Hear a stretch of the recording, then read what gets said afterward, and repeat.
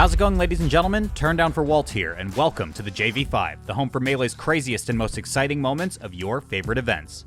From Michigan one week to Texas the next, high-level Melee never rests. Coming off the heels of one of the most historically significant tournaments of all time, Team Summertime catapulted Southern Melee to the forefront of the Smash community with their incredibly stacked charity event, the Off-Season. The tournament featured a humongous $25,000 prize pool in addition to hosting some of the best players in North America. It also became the first tournament in 13 years to include the previously banned Mute City as a playable stage. I counterpick to Fountain of Dreams. I counterpick to Battlefield. I counterpick to Mute City. Yes! From one retired to unretired Marth player making his first big run in years, to one top Sheik player reaching a new personal best on the big stage, let's take a look at 5 of the best plays from the off-season in this week's JV5. Game 1, Bobby Big Balls versus none in a stop trade to get things going on. Single hit is also, so needs maybe to grab, that's the roll in. 2 needs, gets reversed, not played, there's the third one, that can be it.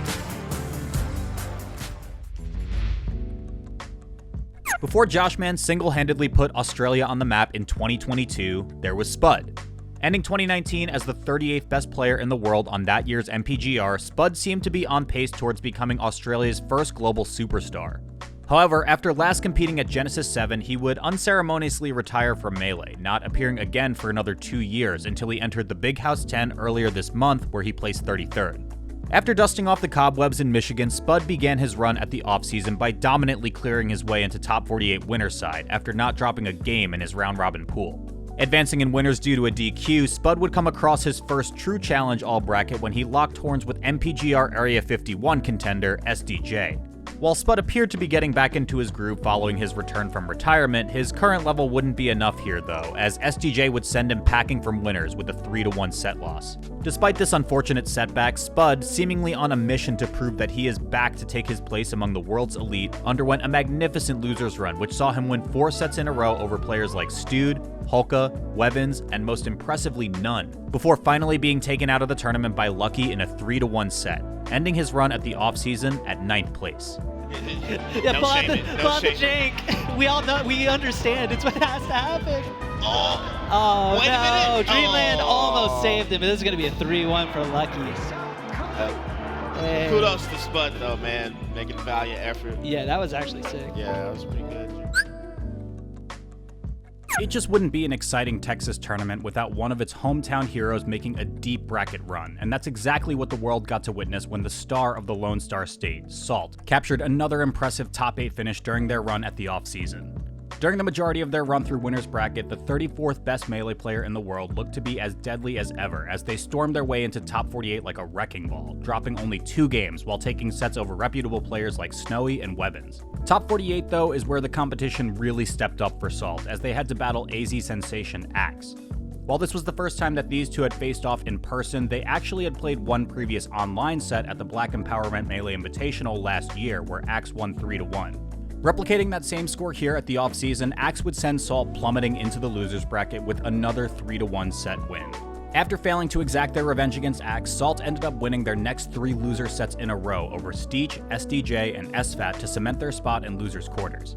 Alas, this is where Salt's bracket journey would be cut short, as they fell to top Falcon contemporary S2J in their next set 3-1, garnering a solid 5th place finish. This will make it harder for your opponent to just put the onus on them to not mess up. But S2J not messing up at all right there. The stomp, that's going to be enough. Falco doesn't have enough distance on that up B. I would love to know what they're saying right now. What a strong punish game. It's like an insane punish game from S2J there. Eager to improve upon his 13th place outing at the Big House 10, the world's greatest Pikachu main, Axe, entered the off-season as a possible favorite to take the whole event. Before he could play his first set in bracket though, he had to play his Falcon nemesis Wizrobe in an important show match where the winner would get a free pass into winners quarters.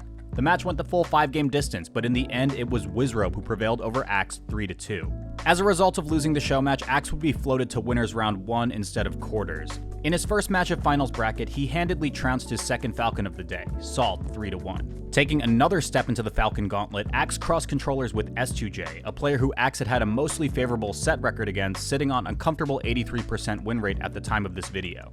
However, despite this staggering record, the West Coast Best Falcon player would put one on the board for himself by bopping Axe into the losers bracket 3-1.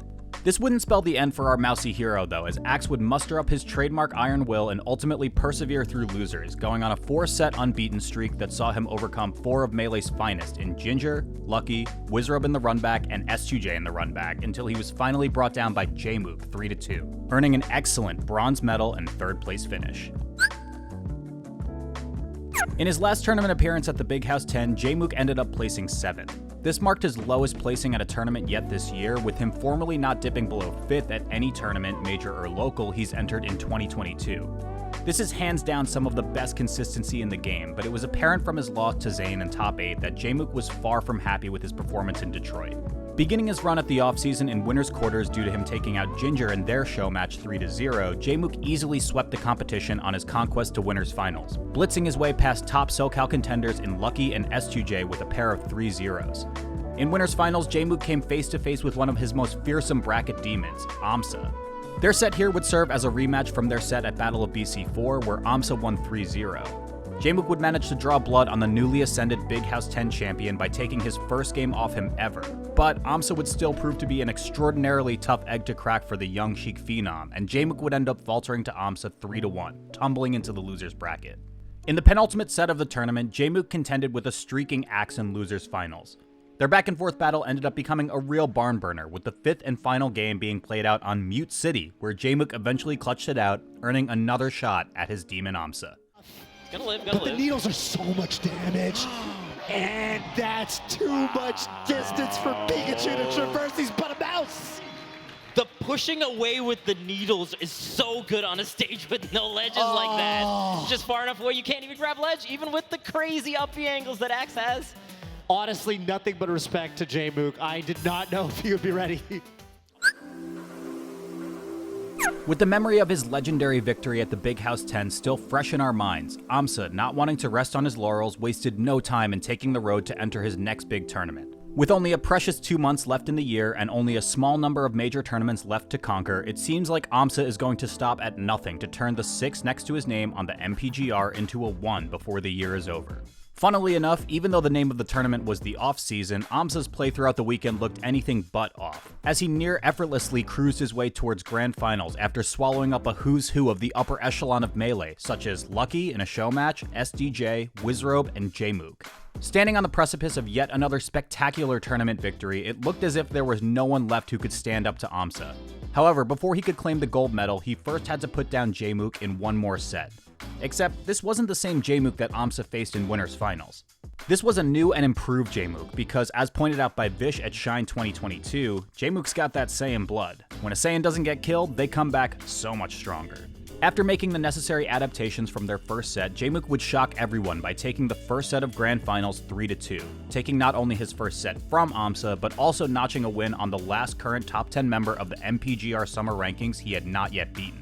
Jmook finally took one over his demon, but Amsa would soon adapt as well, taking the final set of the tournament 3-1.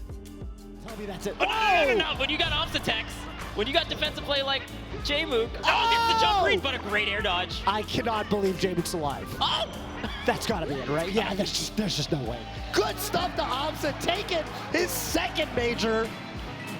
Winning a super major and then a normal major. And That's a major right. Is Yoshi. That's right.